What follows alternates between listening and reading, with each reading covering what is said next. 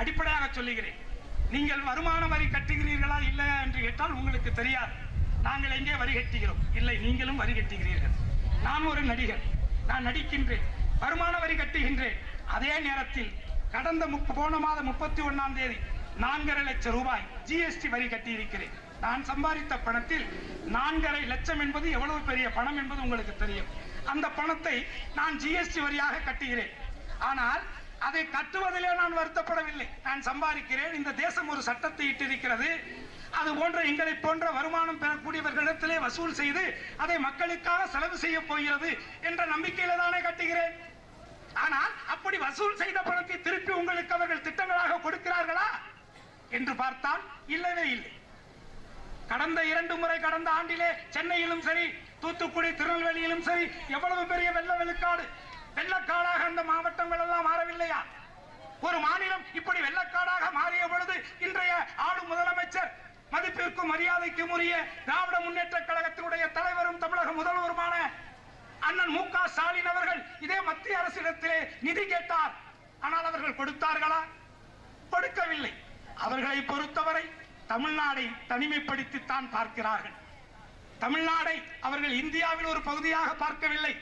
எப்படி நமது கடற்கரை மீனவர்களை இந்திய மீனவர்களாக பார்க்காமல் தமிழக மீனவர்களாக பார்க்கின்ற பார்வை இந்த மோடி அரசுக்கு இருக்கிறதோ, அதே நிலைதான் தமிழ்நாட்டிற்கும் என்பதை நீங்கள் தெரிந்து கொள்ள வேண்டும். வரிப்பணத்தை வாங்கி யாருக்கு கொடுக்கிறார்கள்? அதானி, அம்பானி, கும்பானி, அந்த ஆணி, இந்த ஆணி என்று யாராரோ ஆணிகளுக்குத்தான் கொடுக்கின்றார்கள். ஏன் அதே ஆணியை உங்களுக்கும் கொடுத்தால் ஏதோ ஒரு இடத்தில் வைத்து அந்த ஆணியை அடித்துக் கொள்வீர்கள் அல்லவா? ஆனால் கொடுக்க மாட்டார்கள். என்று சொன்னால் இன்றைக்கு இருக்கக்கூடிய இந்த பாஜக அரசு மதவாத அரசாக இருக்கிறது.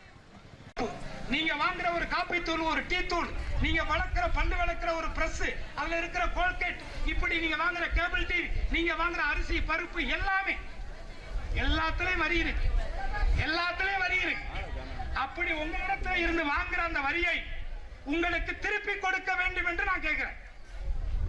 ஆனா கொடுக்க மாட்டேன்னு சொல்றாங்க. நிதியமைச்சர் முதற்கொண்டு, மோடி முதற்கொண்டு. மோடி எப்பப்ப வர்றாரு, இங்க வந்துட்டாருன்னா வெள்ளை வேஷ்டி வெள்ளை சட்டியை கட்டி 2 வார்த்தை தமிழ்ல வளர்றாரு. அத வளர்றத தமிழ ஒழுங்கா பேசியான்னு எவனும் சொல்ல மாட்டேங்கிறான். இந்திக்காரர் எப்படி வளர்னாலும் தமிழ்ல பேசுறாருன்னு நியாயப்படுத்துறான். போற இடத்துல எல்லாம் திருக்குறளை சொல்றாரு. ஆனா தமிழ்நாட்டுக்கான மரியாதையை கொடுக்கிறாரா? முதலமைச்சர் எத்தனை முறை நிவாரண நிதி கேட்கிறாரு? தமிழ்நாட்டுக்கு தானே கேட்கிறாரு. முதலமைச்சர் அவருக்கு வீட்டுக்கு கேட்கிறாரா? தமிழ்நாட்டுக்கு மக்களுக்காக தானே கேட்கிறார். ஆனால் அதை கொடுக்க மறுக்கிறாங்கல்ல. ஆனா யாருக்கு கொடுக்கிறாங்க? மக்களுடைய பணத்தை வசூல் செய்து, வரி பணமாக வசூல் செய்து அம்பானி, அதானி போன்ற முதலாளிகளுக்கு கொடுக்கிறாங்க. இன்றைக்கு எத்தனை ஆயிரம் கோடிகளை தள்ளுபடி பண்ணியிருக்காங்க. விஜய் மல்லையாவுக்கு எத்தனை ஆயிரம் கோடி, லலித் மோடிக்கு எத்தனை ஆயிரம் கோடி.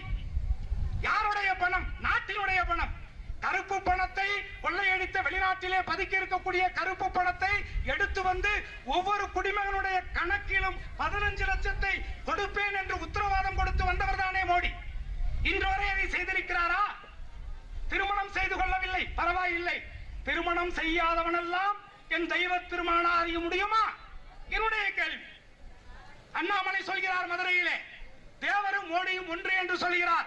அண்ணாமலை அவர்களே, அதோடு நிறுத்திக் கொள்ளுங்கள்.